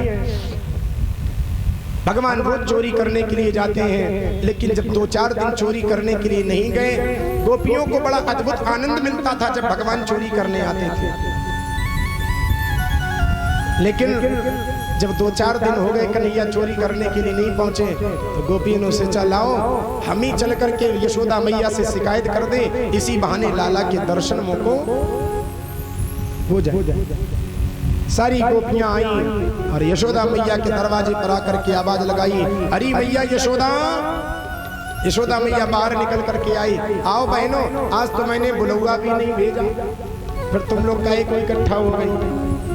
तो सारी गोपियां बोली हम लोग आज तेरे लाला के गुणगान करने नहीं आई, फिर आज तेरे लाला की शिकायत करने आई। मेरे लाला की शिकायत? तुरंत मैया ने आवाज लगाई, कन्हैया। भगवान बाहर निकल करके आए, अब मैया के आंचल के पीछे छिपे। गोपियों की तरफ जब देखते हैं गोपियों को आंख दिखाते, अच्छा हमारी शिकायत करने आई। और जैसे मैया पलट करके देख सी इस भोली सी सूरत बना लेती, मैया को बड़ी दया है। अरे गोपियों तुम क्या कहती हो, मेरा इतना छोटा सा लाला भला वो क्या जाने चोरी करना, उसके घर में कौन सी माखन की कमी है। अरे मैया मैं सच कह रही हूँ। तब तक एक गोपी आगे बढ़ी, मैया मेरी शिकायत तो सुन। अच्छा क्या है तेरी शिकायत? अरे भैया मेरे घर में ये जाता है और जाकर के ये गाय के बछड़े खोल देता है। मैया ने कहा ये तो अच्छी बात है, तू गाय धोने के लिए जाती होगी तो ये बछड़े खोल देता होगा, ये तो तेरी सहायता करता है। गोपी बोली नहीं मैया, जब समय होता है तब बछड़े नहीं खोलता है। वत्सान मुंचान क्वचित समय, असमय में बछड़ा खोल देता है। जब गाय धोना होता तब नहीं खोलता, का दोपहर में खोल करके भाग आए। और मैया वो सारे बछड़े गाय का सारा दूध पी जाते हैं। और जब खोलना होता मैं इससे कहती हूँ कन्हैया जरा मेरा बछड़ा खोल दे, तो जानती हो मैया ये क्या कहता है, मैं क्या तेरा नौकर, नंद बाबा का छोरा हूँ, मैं तेरे बछड़े खोलने के लिए नहीं आया हूँ। ऐसा कहकर के मैया भाग आता है। यशोदा मैया बोली मेरा 3 वर्ष का लाला, ये भला क्या जाने बछड़े खोलना, कैसे खोलेगा। जैसे गोपी शिकायत करती है, मैया गोपी की तरफ देखती, भगवान पीछे से मुक्का दिखाते हैं, कर शिकायत कल फिर आऊंगा तेरे घर में, कर शिकायत। तब तक दूसरी गोपी आगे बढ़ी, मैया मेरी भी तो शिकायत सुन ले। हाँ तू बोल तेरी क्या शिकायत है। मैया कल ये दबे पैर मेरे घर में घुस आया। अब भांडीरों वाले कमरे में पहुंच गया, मैया ये मटका उठा कर के लाया, आंगन में बैठ गया। अब इसने माखन खाना शुरू कर दिया। मैंने सोचा कोई बात नहीं, लाला है माखन खाएगा, कोई बात नहीं, मैया मुझे बुरा नहीं लगा। इसने माखन खाया, मुझे बुरा नहीं लगा। लेकिन मैया जब इसने खाया, इसका पेट भर गया, तो इसने क्या किया, सारे माखन को जमीन पर फैला दिया, गोरस को फैला दिया। जब मैं इसको पकड़ने के लिए जैसे ही दौड़ी, सो इसने क्या किया, ऊंचाई पर खड़े होकर के बड़ी जोर से आवाज लगाई। और जैसे ही आवाज लगाई तो सारे ब्रज के बंदर मेरे घर के अंदर, ना जाने मैया कौन से जन्म की इसकी दोस्ती है बंदरों से, एक ही आवाज में सारे बंदर मेरे घर में घुस आए। और मैया मेरी हिम्मत नहीं पड़ी कि बंदरों के सामने मैं जाऊं। बंदरों ने खाया, मैया बंदरों ने भी खाया, मुझे फिर भी बुरा नहीं लगा, चलो खा गए। लेकिन मैया जब ये चलने लगे तो सारे मटका सूंघ सूंघ के अरे राम राम कैसा माखन सड़ा हुआ, पता नहीं कब का बना करके रखा, और सारे मटकी फोड़ आया। अब बता अगर केवल माखन खाता तो माखन तो मैं दोबारा बना लेती, लेकिन मटकी कहां से लाऊं। मैया बोले चिंता मत कर, मैं तुझे मटकी दे दूंगी। तीसरी गोपी तब तक आगे बढ़ी, मैया मेरी भी तो शिकायत सुन ले। मैया बोली बोल तेरी क्या शिकायत है। मैया तू तो जानती मेरे घर में न गाय है, न बछड़ा है, न दूध हो गए, न माखन हो गए, तो फिर तेरे घर में कौन सी डकैती डाली इसने। मैया सुन तो सही, एक दिन मेरे घर में घुस आया, दोपहर का समय, पूरे घर को छान मारा, 2 घंटे तक घूमता रहा। और घूमते घूमते जब इसको कहीं माखन नहीं मिला, तब इसने आंगन में खड़े होकर के कम से कम 50 तो गालियां दी होंगी। बताओ ये घर है, जिस घर में माखन नहीं है, घर घर नहीं है तो मरघटा है, मरघटा, इसको ये घर कहती है। और मैया इसको इतना क्रोध आया, इतना क्रोध आया, इसने क्या किया, एक कमरे में मेरी छोरी सो रही थी, और मेरी जो छोरी है उसकी चोटी थोड़ी ज्यादा लंबी है, चारपाई पे अकेली लेटी सो रही। सो तेरे लाला ने मैया क्या किया, मेरी छोरी की चोटी को लिया, वो तो गहरी नींद में सोई पड़ी, और चोटी को लेकर के चारपाई की पाटी से बांध दिया। मैया केवल बांध देता कोई समस्या नहीं, लेकिन जैसे ही वहां से चला तो मेरी छोरी के कान में जोर से बोला हौवा, और जैसे ही बोला हौवा हुआ कह करके भाग खड़ा। अब तो छोरी जैसे ही उठी तो चोटी तो खटिया की पाटी से ही बंधी थी, पीछे से खटिया भी उठी। अब छोरी बड़ी जोर से चिल्लाई, अरे मैया देखो मोको हौवा ने पकड़ लिया।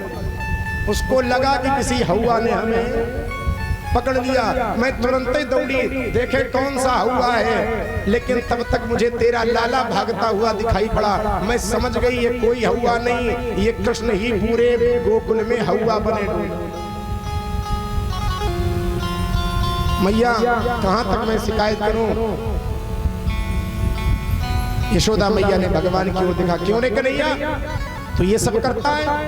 भगवान भोली सी सूरत बना करके खड़े हो गए, मैया मैं सच कह रहा हूं, मैं ये सब नहीं करता हूं। जो ही भोली सूरत को मैया ने देखा, मैया बोली देखो गोपियों, तुम्हारा जो भी नुकसान हुआ मैं तुम्हें दूंगी, और मेरी लड़ाई की शिकायत करने मत आना। अब की बार यदि शिकायत करना तो मेरे लाला को रंगे हाथों पकड़ना, तब मैं मानूंगी। गोपियां बोली ठीक है, अब की बार जब रंगे हाथों पकड़ लूंगी तभी घसीट करके लाऊंगी, तब तो तुम्हें पता चलेगा तेरा लाला कितना अच्छा है। गोपियां चली गई। भगवान मैया यशोदा की गोद में लेट करके कहते, मैया मैं चोरी नहीं करने जाता हूँ, ये सब गोपियां झूठ बोलती हैं। यशोदा कहती हाँ हाँ मैं जानता हूँ, अब की बार सत्यवादी हरिश्चंद्र ने मेरे ही घर में तो अवतार लिया है, तुम ही सत्यवादी हो, बाकी तो सब झूठे हैं। अब गोपियां जा रही, भगवान मैया की गोद से उठे, पीछे वाले दरवाजे से भाग करके गोपियों को रास्ते में घेर लिया। कराई शिकायत क्या?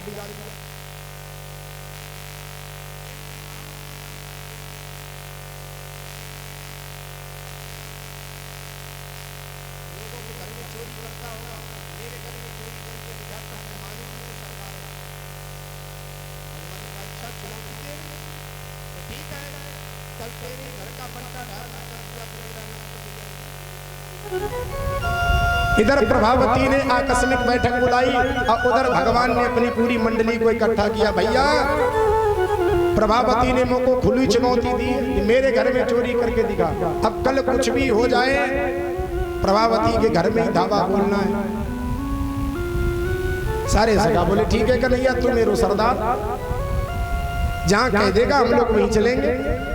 अब रात कालीन समय हुआ, पूरी योजना बन गई, और जैसे सुबह के 4 बजे प्रभावती ने एक होशियारी की, भांडीरों वाले कमरे में मटकियों को नीचे नहीं रखा, सारी मटकियों को ऊपर टांग दिया और दरवाजे को खुला छोड़ दिया। सब दरवाजे के पीछे छिप करके खड़ी हुई।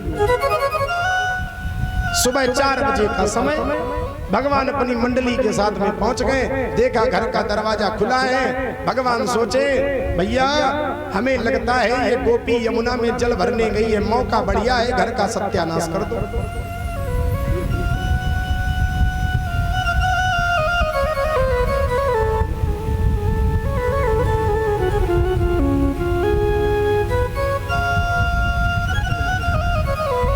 बोलिए भक्तवत्सल भगवान की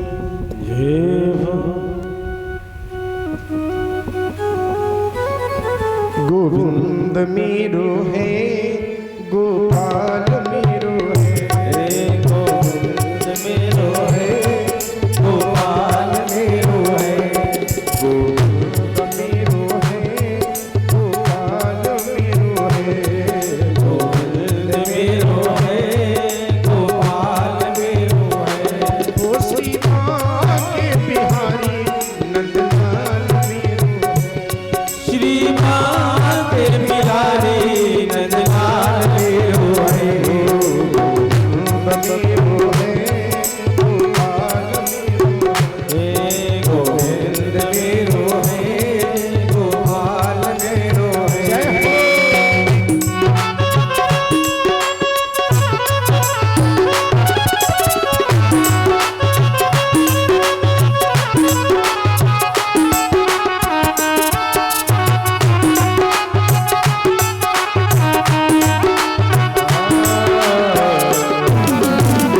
बोलो गोविंद भगवान की।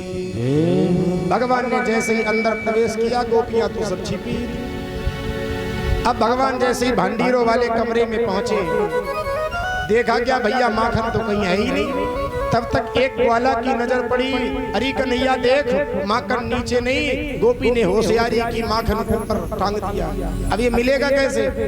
ऐसा कर, माखन मिलने से रहा, हम लोग पकड़े जाएंगे ब्याज में, आज भलाई इसी में लौट चलो, चोरी ना करो। भगवान बोले कुछ भी हो जाए। आज इसके घर का तो सत्यानाश करना ही है, कुछ भी हो जाए। ठीक है कन्हैया, जैसा तू कहता वैसे ही होगा, लेकिन ये मटकी मिले कैसे? हम लोग तो जरा जरा से हैं। भगवान बोले इतना माखन खिला खिला के हट्टा कट्टा किया, घोड़ा बन जा। अब एक ग्वाला को घोड़ा बनाया भगवान, उसके ऊपर खड़े हुए, लेकिन माखन नहीं मिला। एक के ऊपर दूसरा, दूसरे के ऊपर तीसरा, तीसरे के ऊपर चौथा, चौथे के ऊपर पांचवा, और सबसे ऊपर भगवान कन्हैया खड़े हो गए। दाऊ जी ने कहा क्यों रे कन्हैया, अब कितनी दूर रहेगी मटकी? भगवान बोले बस थोड़ी दूर है। तो दाऊ जी बोले ये कमर में बंसी लगाए रहता है, ये बंसी किस दिन काम आएगी, मार बंसी। भगवान कन्हैया ने कमर से बंसी निकाली, और जैसे ही मटकी में बंसी मारी सो मटकी फूट गई, और जैसे ही मटकी फूटी सारा गोरस मटकी से नीचे बहने लगा। अब भगवान ने सोचा ये गोरस है, अगर पृथ्वी पर पड़ेगा तो गाय माता का अपमान होगा, इसलिए गोरस को फैलने मत दे। भगवान ने क्या किया, ऊपर ही अंजलि लगा ली, डायरेक्ट सप्लाई शुरू। अब नीचे वाले देखे, अब आया माखन, अब आया माखन, अब आया माखन, लेकिन अब न तब तक गोपी ने आवाज लगाई, आओ बहनों चोर पकड़ा गया। जैसे ही आवाज लगाई सो सबसे पहले नीचे ही वाला निकल के भागा। अब सोचो जरा, जब एक के ऊपर 5 खड़े होंगे और नीचे वाला निकल के भागेगा तो ऊपर वालों की क्या हालत होगी। एक के ऊपर दूसरा, दूसरे के ऊपर तीसरा, गद्द बद्द सब गिरे। लेकिन जो जैसे गिरता जाए वैसे ही भागता जाए। अब सबसे ऊपर कन्हैया थे, चूंकि सरदार थे तो कन्हैया पकड़ में आ गया। अब गोपी ने पकड़ लिया। भगवान बोले देख ली, हम पहली बार चोरी करने आए, अब तूने मेरा सगुन ही खराब कर दिया, पहले ही दिन पकड़ लिया। गोपी कहती मैं तू जानती हूँ तो कितना बड़ा चोर है। भगवान बोले अच्छा एक बात बता, अगर मैं बड़ा चोर होता तो जैसे ये सब भाग गए मैं भी भाग जाता। मुझे पता ही नहीं था कि चोरी करने के बाद भागा भी जाता है। बाकी तो सब भाग गए, हम तो यहीं खड़े रहे। अरे गोपी आज छोड़ दे। गोपी बोली आज अगर छोड़ दिया तो कल से तू पकड़ में भी नहीं आएगा। अच्छा बता, अब चल मैं तुझे मैया के पास घसीट करके ले चलूंगी। भगवान बोले देख मैया के पास मत चल, ले चल, और मैं नंद का छोरा हूं, मेरे पास बहुत कुछ है, यही कुछ ले दे करके मामला रफा दफा कर लो। गोपी ने सोचा मौका बढ़िया है, तो फिर ऐसा कर, पैसा तो मुझे चाहिए नहीं, तो बढ़िया सा नाच दिखा दे। तो सारे ग्वाला, चूंकि सरदार पकड़ा गया तो मंडली सब वही, अब सारे लाला खिड़की से जाके अरे कन्हैया दिखा दे, नाच दिखा दे, छोड़ दिया जाएगा, नहीं तो मैया से शिकायत होगी, बचेगा नहीं। अब भगवान मरते क्या न कर, छोड़ दो गोपी तब तो नाच दिखाएं। गोपी बोली ऐसे नहीं छोड़ूंगी, रुक पहले। सारे दरवाजों को बंद कर लिया, छोड़ दिया बीचों बीच आंगन में, अब नाच। भगवान मजबूरी में ताही अहीर की छोहरियां छछिया भर छाछ पे नाच नचा। भगवान ठुमक ठुमक करके नाच रहे। देख गोपी अब तो तू प्रसन्न हो गई। बोली ऐसे नहीं, जब मुझे नाच खूब पसंद आ जाएगा तब मैं तुझे छोड़ूंगी। भगवान बहुत नाचे। गोपी बोली देख, जब खूब मन भर गया, नाच देख लिया, सब गोपी बोली देख नाच तो मैंने देख लिया, लेकिन शिकायत तेरी फिर भी करूंगी। भगवान देख ये सौदा ठीक नहीं रहा, तूने हमसे कहा था कि अगर नाच दिखा देगा तो मैं तुमको छोड़ दूं, अब मैंने नाच भी दिखा दिया, अब तो मुझे छोड़ नहीं रही थी, बातें सब ठीक नहीं है। गोपी बोली कुछ भी हो जाए तुझे मैया के पास अवश्य लेकर के चलूंगी। यशोदा मैया कहती थी न रंगे हाथों पकड़ना। अब भैया गोपी पकड़ करके चल दी। सुबह 4 बजे का समय, सारी मंडली पीछे पीछे। तब तक हुआ क्या, गोपी चली जा रही है और सुबह 4 बजे का समय है। एक गोकुल के वयोवृद्ध है जिनका नाम है उपनंद महाराज। और पहले ये होता था, जब कोई वयोवृद्ध आता था तो माताएं पर्दा कर लिया करती थी। तो जैसे ही उपनंद ने खांसा तो तुरंत ही गोपी ने पर्दा कर लिया। और गोपियों का घूंघट लंबा, घूंघट भी कई प्रकार के होते परीक्षित जी, 2-4 प्रकार चाहो तो बता दे, इच्छा है। यहाँ के लिए नहीं बता रहे, आप लोग बुरा नहीं मानना देखो तो हम बताएंगे, ठीक है। घूंघट भी कई प्रकार का होता है, पहले भी पर्दा प्रथा थी, पर्दा प्रथा आज भी है ना। और पहले की साड़ियां भी ऐसी होती थी, घूंघट मार लो तो कुछ दिखता ही नहीं। आज तो चाहे जितना लंबा घूंघट मारो, ऐसी साड़ियां आती कि घूंघट के अंदर से ही पूरा संसार देख लो। अब गोपी ने लंबा घूंघट मारा। कैसा घूंघट? घूंघट के कई प्रकार हैं। मुख झांपन सारंग गहन, सबसे पहला घूंघट है मुख झांपन। एक वो घूंघट होता है जो माताएं मुख झांप लेती हैं। दूसरा होता है सारंग गहन। सारंग गहन, सारंग माने घोड़ा, जितना लंबा घोड़े का मुंह होता है, कुछ माताएं इतना लंबा घूंघट, यानी जमुना पार में ऐसा है, आपकी बात नहीं करूंगा, इतना लंबा घोड़े जैसा घूंघट।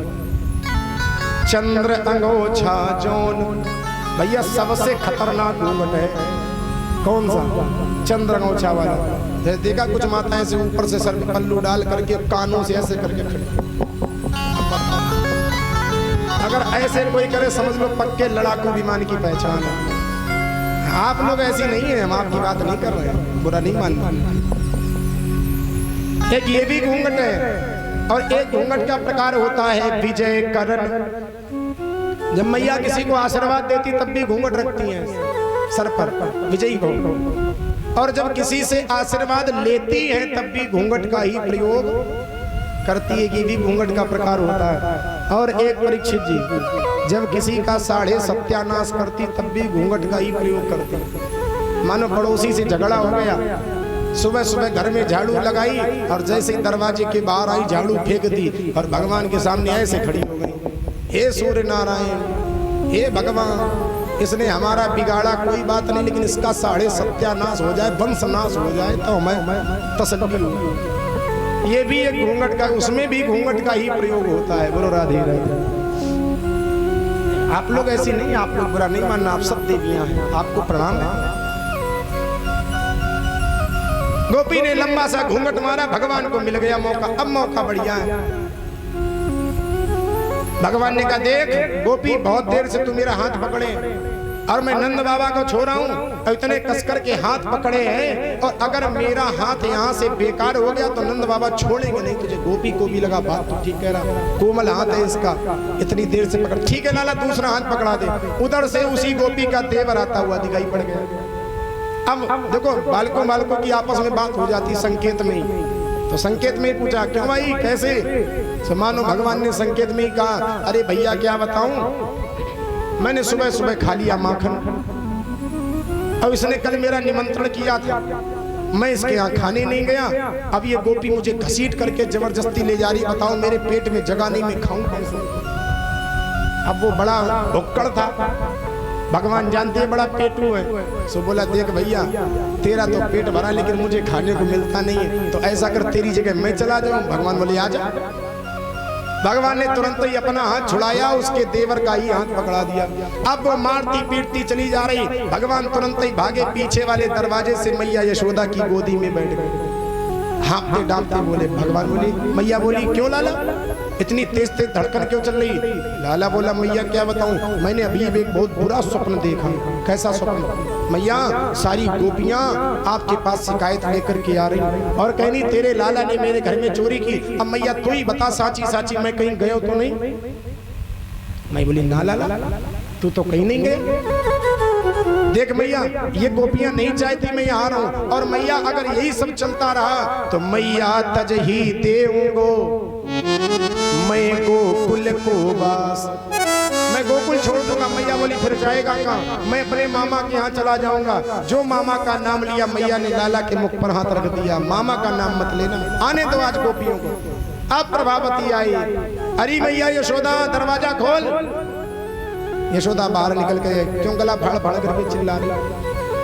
देख तू कहती थी जिस दिन मेरे लाला को रंगे हाथों पकड़ लेना उस दिन बताऊंगी, मैं तेरे लाला को रंगे हाथों पकड़ करके लाई हूँ। यशोदा ने हंस कर कहा, आली घूंघट टाल, भांग पी करके रखी है, हमें लगता सवेरे सवेरे तूने भांग पी ली, अरे जरा घूंघट तो उठा। और जैसे ही प्रभावती ने घूंघट उठाया सो देखा क्या, अपने देवर को ही मार मार करके अधमरा कर दिया। एक और मारा गद्द से, भाग यहाँ से, तू कहां से आ गया बीच में? भैया ने कहा मैं समझ गई, तो हमारे लाला को झूठा बदनाम करना चाहते हो। सारी गोपियों ने मैया से कहा, मैया मैं तेरे लाला को बदनाम नहीं करना चाहती हूँ, और अगर तुझे बुरा लगता है तो मैं वचन देती हूँ, आज के बाद तेरा लाला माखन खाए, मटकी तोड़े, गौएं खोले, बछड़ा खोले, लेकिन आज के बाद मैं कोई भी शिकायत लेकर के तेरे दरवाजे पर नहीं आऊंगी। ये भगवान ने लीला, क्योंकि समस्त गोपियों का मनोरथ पूर्ण करने के लिए। बोलो भक्तवत्सल भगवान की। एक दिन खेल खेल में भगवान ने मिट्टी खा ली। लीलाएं तो बहुत है भगवान की, लेकिन घड़ी भी बड़ी तेजी से भाग रही है। एक दिन खेल खेल में भगवान ने मिट्टी खा ली, तो सारे ग्वाल वालों ने आकर के मैया से शिकायत कर ली, मैया कृष्ण ने मिट्टी खाई। अब भगवान को घसीट करके लाया गया। मैया ने कहा तूने मिट्टी खाई? भगवान बोले क्यों, मिट्टी तो मुख में भरी, सच सच बोल तूने मिट्टी खाई? भगवान बोले और जब तक 2-3 बार पूछा तो सारी मिट्टी मुंह के अंदर। आखिरी बार पूछ रही, लाला सच बता तूने मिट्टी खाई? तो भगवान बोले ना हम भक्षितवानम। अरे मैया मैंने मिट्टी नहीं खाई। तो बोले ये फिर ये सब कह रहे हैं तो क्या झूठ बोल रहे? हाँ मैया, सर्वे मिथ्या प्रशंसिना, जितने ग्वाल वाले हैं ये सब झूठ बोल रहे हैं। हाँ तू ही तो हरिश्चंद्र है, बाकी सब झूठ बोल रहे। अगर तूने मिट्टी नहीं खाई तो मुंह खोल। भगवान बोले मैया देख मुंह मत खोला, मान जा मेरी बात। मैया ने कहा नहीं नहीं, या तो तेरी पिटाई लगाऊंगी, नहीं तो मुंह खोल के दिखा। भगवान बोले ठीक मैया, नहीं मानती तो खोले देता हूँ। और जो भगवान ने मुंह खोला तो मिट्टी रही, क्या क्या दिखाई पड़ा?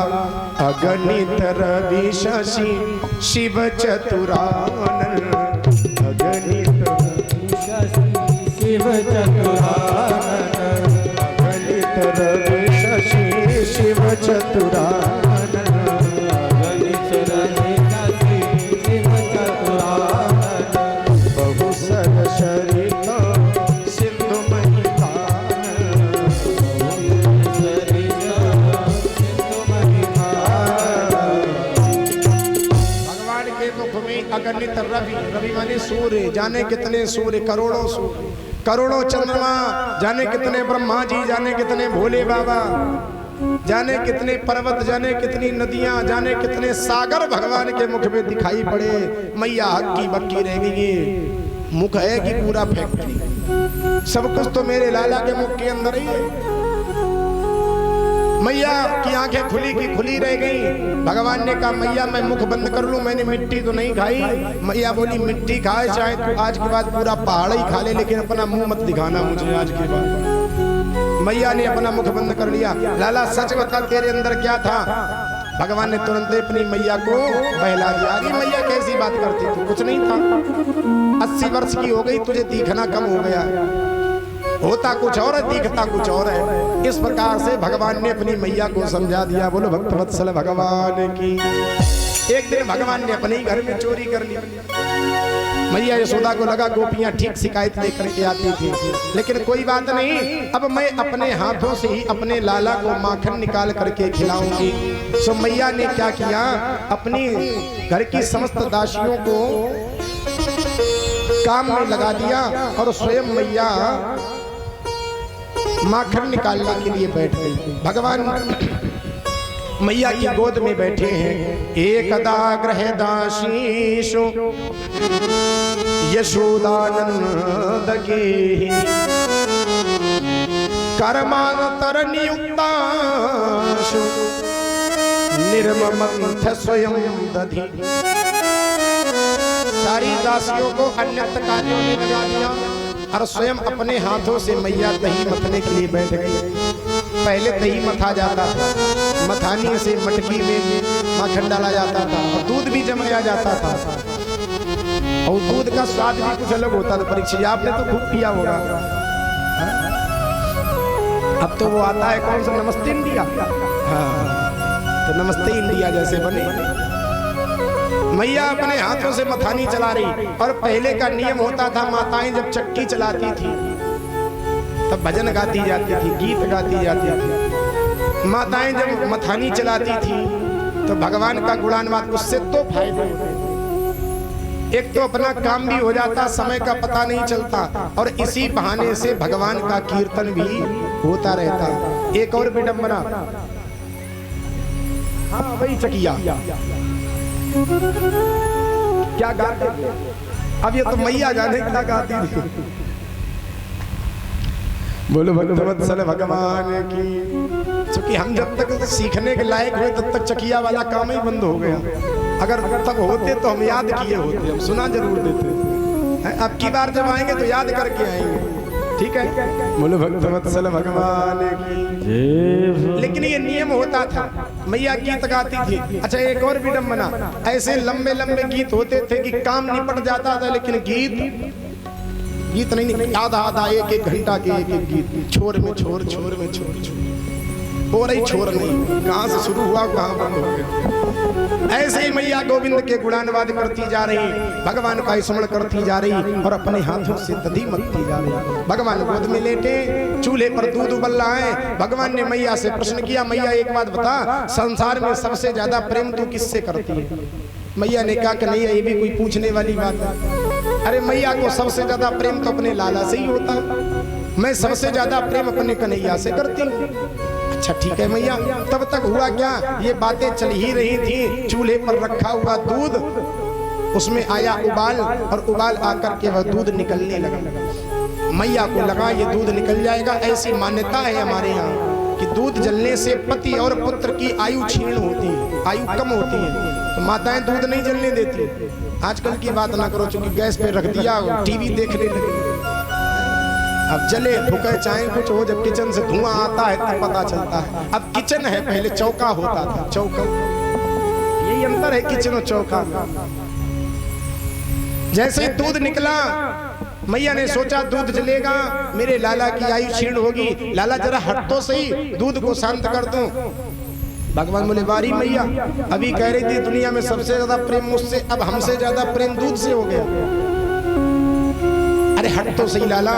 लाला नहीं हटे, मैया ने जबरदस्ती गोद से उतार दिया। भगवान को क्रोध आ गया। जब तक मैया ने दूध को शांत किया, वहीं पर एक पत्थर रखा था, उठा करके मटकी में मारा, मटकी फूट गई। अब कोई साधारण मटकी हो तो मैया सहन कर जाए, मटकी भी किसकी थी? सास की, सास की सास, और पता नहीं किसकी, और ऊपर बहुत पुरानी मटकी थी। अब मैया को लगा, देख लाला अब तो बहुत उद्दंड हो गया है, नित्य नहीं उद्दंडता करता है, आज मैं तुझे छोड़ूंगी नहीं। अब मैया ने उठाई एक छड़ी, और मैया ने जैसे छड़ी उठाई तो माखन तो फैला ही था, माखन फैला ही था। जैसे मैया भागी सो मैया फिसल गई। अच्छा माताएं जब क्रोध में हो, अब कुछ बिगड़ जाए काम, तो फिर उनका क्रोध और डबल हो जाता है। मैया को और क्रोध आ गया, भगवान हंसने लगे, भगवान आगे आगे, मैया पीछे पीछे। कितना सुंदर दृश्य है, जिस परमात्मा के पीछे लोग भागते हैं। आज प्रबल प्रेम के पाले पढ़कर प्रभु को नियम बदलते दे।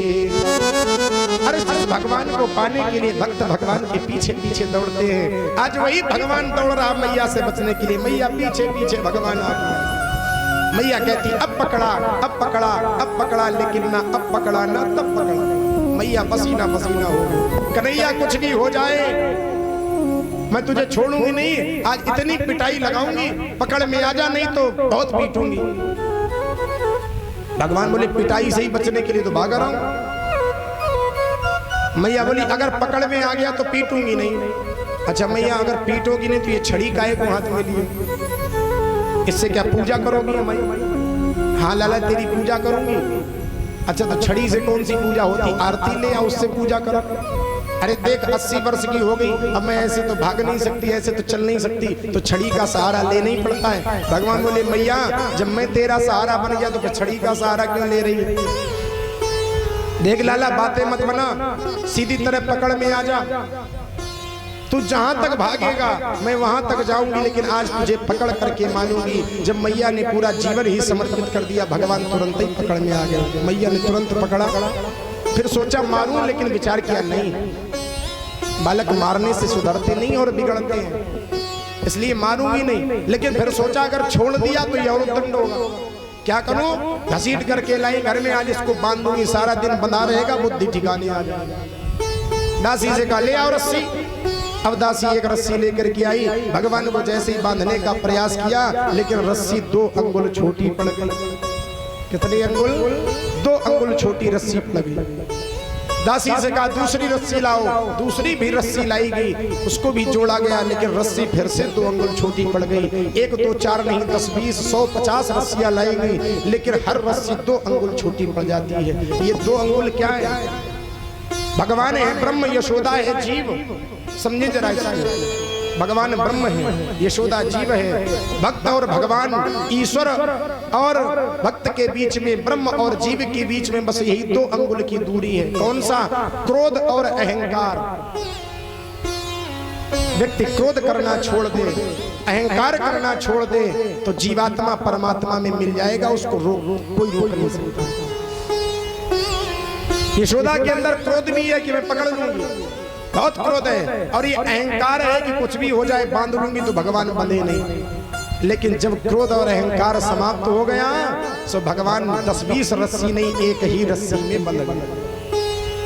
जब 1 रस्सी में बंधे, यशोदा दूसरे कार्य में लग गई। भगवान ने ऊखल को गिराया, बाहर निकले, 2 वृक्ष खड़े थे, यमलार्जुन के उसी में फंसाया, जरा सा झटका लगाया, दोनों वृक्ष ताड़ ताड़ हुए, टूट गए। 2 दिव्य पुरुष निकले, भगवान की प्रार्थना की और दिव्य दान हो गए। परीक्षित जी ने पूछा, महाराज वृक्ष से पुरुष प्रकट हो गए, ये कौन थे? तो कहा ये कोई और नहीं, ये धनाध्यक्ष कुबेर के बेटे नलकूबर और मणिग्रीव थे। एक बार इन्होंने संतों का अपमान कर दिया, उपहास किया, तो नारद जी ने उनको साप दे दिया। ठीक है, तो हमें देख करके हंस रहे हो, हमारा प्रयास उड़ा रहे हो, तुम वृक्ष बन जाओ। तो ये वृक्ष बन गए। प्रार्थना की, महाराज हमारा उद्धार कैसे होगा? जाओ तुम वृक्ष तो बनोगे, लेकिन नंद बाबा के दरवाजे के वृक्ष बनोगे, और जब भगवान द्वापर में कृष्णावतार में आएंगे तब तुम्हारा उद्धार हो जाएगा। भगवान ने उनका उद्धार किया। यशोदा मैया, नंद बाबा ने सोचा अभी तक तो राक्षसी दुश्मन थे, अब तो मेरे लाला के पेड़ पौधे भी शत्रु हो गए, अब क्या करना चाहिए? अब इस गोकुल को छोड़ना ही उचित है। सब ग्वाल वालों को तैयार किया, भैया अब यहाँ से इस स्थान का हम परित्याग कर देंगे, और कहाँ चलेंगे भैया? गोकुल को छोड़ करके परीक्षित जी हम लोग चलेंगे वृंदावन। वृंदावन चलोगे? कौन कौन चलेगा वृंदावन? जरा हाथ उठाए, इधर वाले सब लोग चलेंगे? हाँ, सब लोग वृंदावन चलेंगे। अब हम लोग गोकुल में नहीं रहेंगे, वृंदावन चलेंगे। क्यों? वृंदा नाम तुलसी का। नंद बाबा ने विचार किया, अगर तुलसी का वृक्ष मेरे लाला के ऊपर गिर भी गया तो मेरे लाला का कुछ नहीं बिगड़ेगा। भाई तुलसी का वृक्ष कितना बड़ा है, इसलिए अब सब लोग वृंदावन चलेंगे।